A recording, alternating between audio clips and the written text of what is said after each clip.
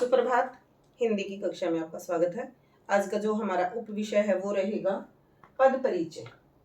पद परिचय जब हम देते हैं तो जो शब्द होते हैं वो दो तरह के होते हैं, विकारी और अविकारी।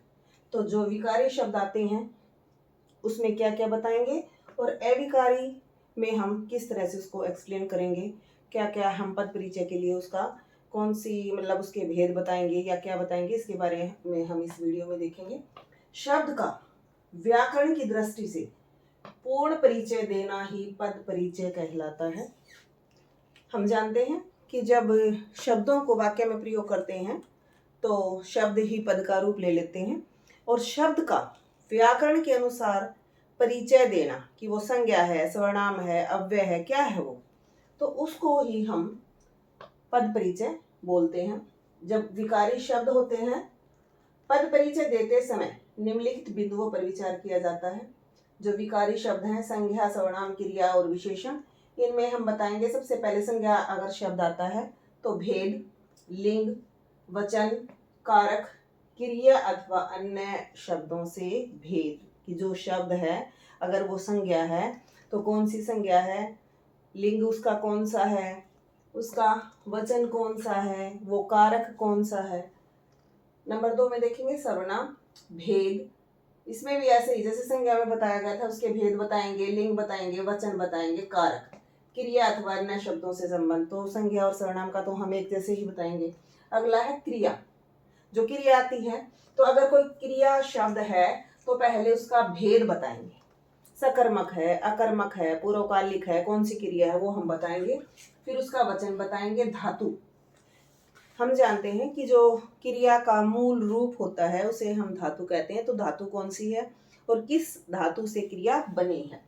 काल, वाच्य, कर्ता, कर्ता काम को करने वाला और कर्म जिसके ऊपर इफेक्ट आता है, ऐसे संबंध, वो सारी बातें इसमें हम बताएंगे।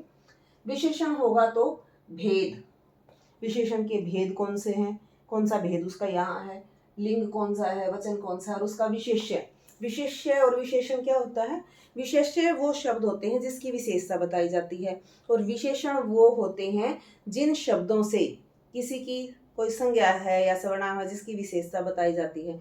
जैसे काला घोड़ा, तो घोड़ा विशेष्य रहेगा और काला विशेषण हो जाएगा।